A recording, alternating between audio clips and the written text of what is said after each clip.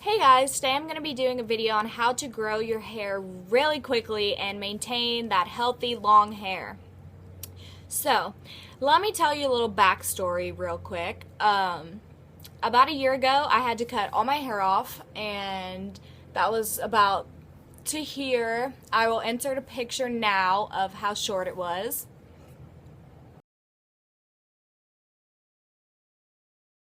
As you can see, I had to cut all my hair off, and it was not by choice. I had to do it because I had been ombreing and bleaching the ends of my hair for so long that my hair had started to shorten itself in length. It had began cutting itself and just splitting and splitting, and this was due to the fact that I didn't take good care of my hair.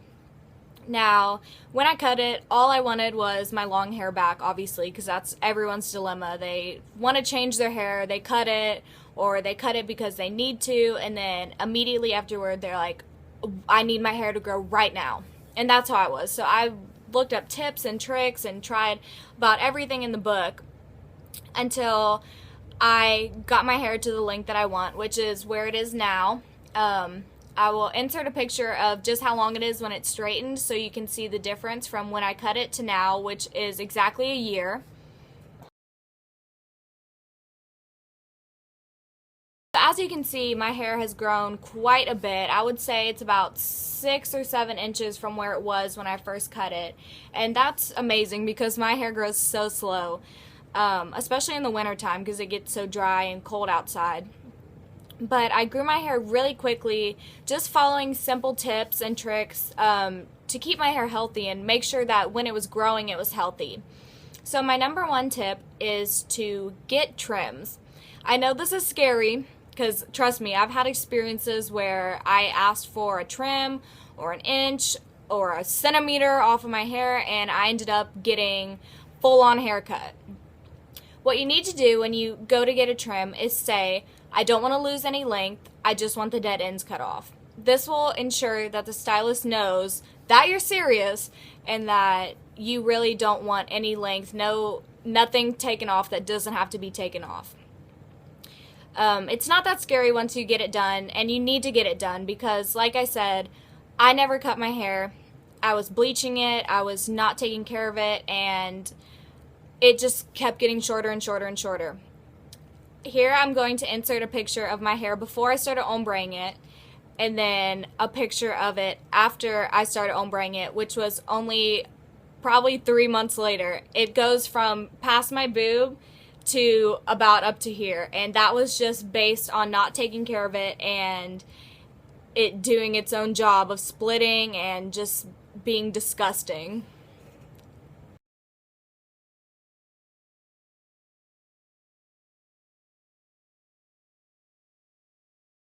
So as you can see, it was not healthy. It was doing its own thing, and I mean, it was awful to have people ask me, did you cut your hair? Did you cut your hair? And I'm like, no, it's just freakishly unhealthy. Like, it was horrible. So that's why I decided to cut it off and grow my hair out. And these are, again, the tips that I followed. So my number 2 tip is to use a good quality heat protectant spray. Now, the one I use is my 44 Iron Guard from Chi. I love this. It smells good. It's paraben free, which is another thing I'm going to get into in a little bit. And it really just protects your hair from any heat damage you're about to do on it, which you should try to keep to a minimal if you're trying to grow your hair out. My number 3 tip is to use a good leave-in conditioner. The ones I use are these two. Obviously, it's a 10 because everyone loves this product. I had to jump on the bandwagon a couple years ago and get it, and I've used it ever since. It's the Miracle Leave-In product. It does 10 things: repairs dry, damaged hair, adds shine, detangles, controls frizz, seals and protects hair color, prevents split ends, stops hair breakage, creates silkiness, enhances natural body, and it is a flat iron spray and thermal protection. So you really need something good to use after you get out of the shower. When your hair's wet, it's at its most weak form, and I know personally I've heard not to brush your hair when it's wet, but that's the best time for me to brush it because, as you can see, I have a lot of hair, and when it's wet, it's most manageable for me personally. So I use a good product to put in and kind of detangle it and get it ready to be brushed out. The other leave-in conditioner that I use is Not Your Mother's Way to Grow. It's to fortify, detangle, and protect against damage. I just have the mini bottle. I just got this recently, but I really love it, and it's really helping my hair that's growing out of my head to be healthy and ready to grow and whatnot. So I just spray this, a couple sprays on my roots, and blend it in, and it works great. Another tip I have is to use products that are not damaging to your hair. Sure, they may make your hair look good, but if it's doing damage in the end or in the long run, what's the point in it? You know, do you want your hair to look good for a couple days, for a couple styles, or do you want it to continue to look good as long as you're taking care of it?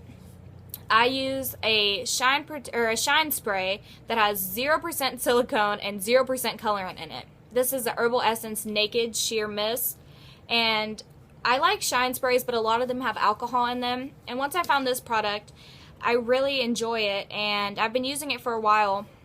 And it really does give your hair the same shine that you would get in a product that has that alcohol and products in it to make your hair look shiny.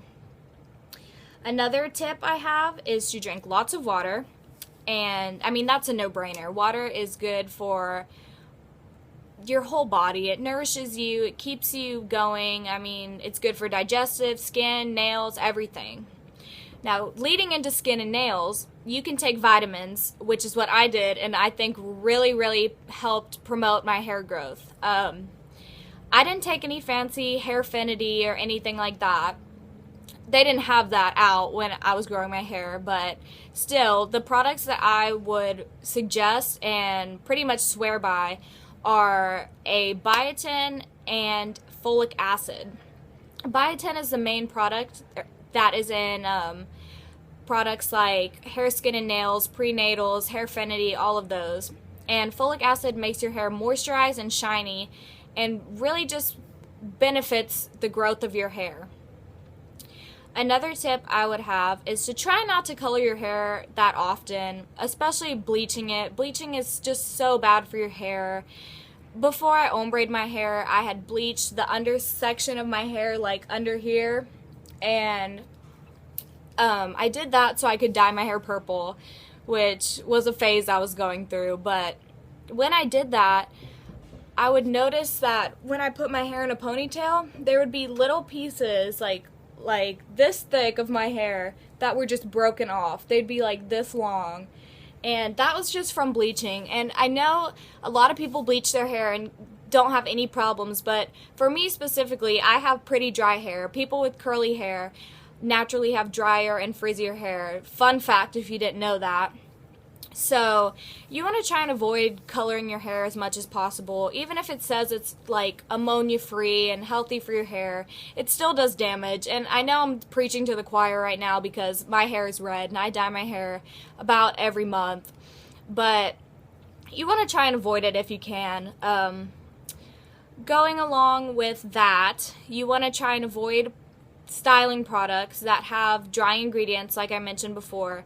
That includes products with salt in them, like sea salt texturing sprays. Salt dries out your hair. I don't know if you know this, but whenever I get a canker sore or a cold sore, I put salt on it because that's what my parents used to tell me to do because it dries it up. So why would you want to put that in your hair and dry up your hair follicles? Alcohol is also another product that's not good for your hair, and it's one of the main ingredients in a lot of hairstyling products. So you want to try and avoid that if you can. Once again, I will show you the pictures of my hair before I cut it and before I ombreed it to when it started cutting itself all on its own, and then I'll show you the pictures of my hair growth from a year ago to now. And if you want to follow these tips, be my guest. I hope you have success with your hair growth like I did, and subscribe for more videos, and I'll see you in the next one.